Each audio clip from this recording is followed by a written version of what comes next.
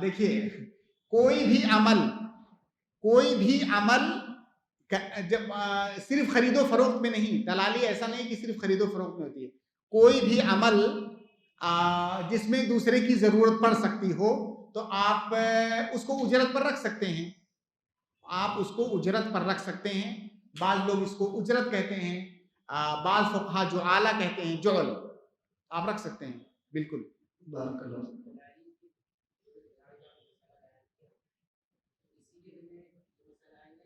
हाँ, इसी से मिलता जुलता है ये। देखिए आपकी वो मदद कर रहा है, वो आपका एक काम है जिसको वो कर रहा है, उस काम के बदले में उजरत ले रहा है, जायज है। डॉक्टर साहब असल मसला ये है साहब कि कुछ लोग ये एतराज कर रहे हैं कि कुरान मुफद्दला में इस तरह के कामों की उजरत नहीं दी जाती थी। देखिए तो आप इसे पेशा कैसे? ठीक है, और मैं क्लियर कर रहा हूं उसको। देखिए एक मसला है कि क्या किसी इबादत के बदले में उजरत लेना जायज है कि नहीं।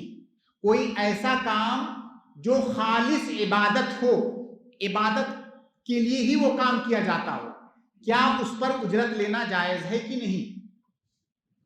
जैसे मिसाल के तौर पर नमाज पढ़ना, कुरान पढ़ना, इमामत कराना, किसी को कुरान पढ़ाना, किसी पर रुकिया करके दम करना, और बहुत सारे मसाइल हो सकते हैं। क्या इबादत पर उजरत लेना जायज है कि नहीं। इसमें बहुत सारी तफसीलात हैं, उसमें ना जा करके मैं सिर्फ एक कायदा जिक्र कर रहा हूं आपके लिए, एक जाब्ता।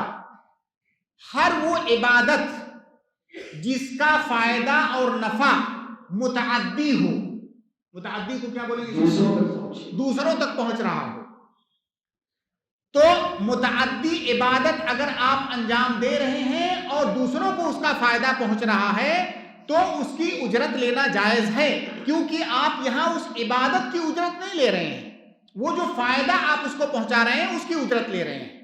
और कई सारी उसकी दलीलें हैं, जैसे वो रुकिया वाला मसला है, अल्लाह के नबी सल्लल्लाहु अलैहि वसल्लम जो सहाबे कराम ने उजरत लिया था रुकिया करके। कुरान पढ़ना इबादत है, खालिस इबादत है, लेकिन वो फायदा मुताद्दी था, ठीक है। तो ये तो इबादतों का मसला, लेकिन जो इबादत जिस इबादत का फायदा मुताद्दी नहीं, जैसे अभी मैं 2 रकात नमाज पढ़ूं नफिल, उसका किसी को क्या फायदा, उसका फायदा सिर्फ मुझे है, अब मैं उस पर उजरत लूं, जायज नहीं है।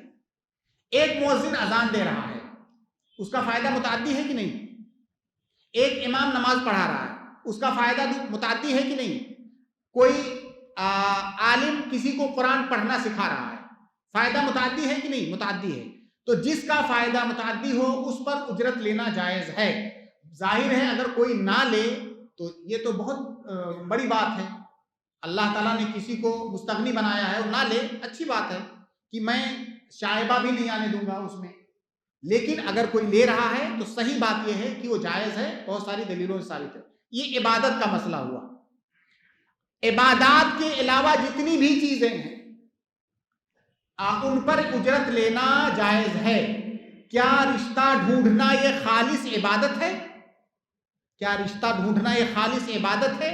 देखिए बात दूसरी तरफ निकल दी जा रही है। एक होती है वो इबादत जो फी नफ्सी ही इबादत होती है, उसको इबादत के अलावा कुछ आप बना ही नहीं सकते, वो इबादत ही होगी और कुछ हो ही नहीं सकती। जैसे नमाज पढ़ना, कुरान पढ़ना, जिक्र अज़कार करना, ये इबादत के अलावा और कुछ हो ही नहीं सकती। तो ऐसे अमल का हुक्म दूसरा होता है, लेकिन कुछ अमाल ऐसे होते हैं जिनको आप अपनी नीयत के जरिया से इबादत बना सकते हैं। जैसे तिजारत करना, ये फी नफ्सी ही इबादत नहीं है, लेकिन अगर आप तिजारत कर रहे हैं और आपने ये नीयत किया कि इस तिजारत से मैं माल कमाऊंगा, अल्लाह के राह में खर्च करूंगा, अपने अहलो अयाल पर खर्च करूंगा क्योंकि अल्लाह और उसके रसूल ने हुक्म दिया है, मैं गरीबों की मदद करूंगा क्योंकि अल्लाह ताला ने उनकी मदद करने का हुक्म दिया है। आपने ये सारी नीयतें की, तो क्या ये नीयत करना इबादत है कि नहीं। अब आपकी तिजारत का वो अमल इबादत बन गया।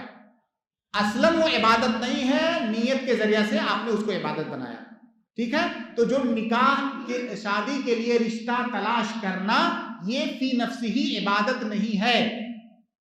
गर्चे आप اس نیت سے کر رہے ہو کہ میں اپنے ایک مسلم بھائی کی مدد کر رہا ہوں، تعاون علی البر کر رہا ہوں، خلاص آپ کو اب اس نیت کی وجہ سے اس پر عبادت کا ثواب ملے گا، لیکن وہ فی نفسہ ہی عبادت نہیں ہے۔ اگر تھوڑی دیر کے لیے فی نفسہ ہی عبادت مان بھی لیتے تو جب اس کا فائدہ متعدی ہے تو اس پر اجرت لینا درست ہے۔ واضح؟ دیکھیے، اور یہ آپ کا کہنا، یہ اشکال بھی دور ہو جائے کہ اس زمانے میں ایسا نہیں ہوتا تھا۔ کتنے سارے کام ہیں جو سوسائٹی اور معاشرہ بدلنے کی وجہ سے بہت سارے رسم و رواج آئے ہیں، ان رسم و رواج کا جو نئے نئے ہیں ان پر حکم لگانے کے لیے ہم صرف یہ دیکھیں گے کہ کیا شریعت کی کسی دلیل سے متصادم تو نہیں ہے، کہیں پر شریعت کی کوئی مخالفت تو نہیں ہے۔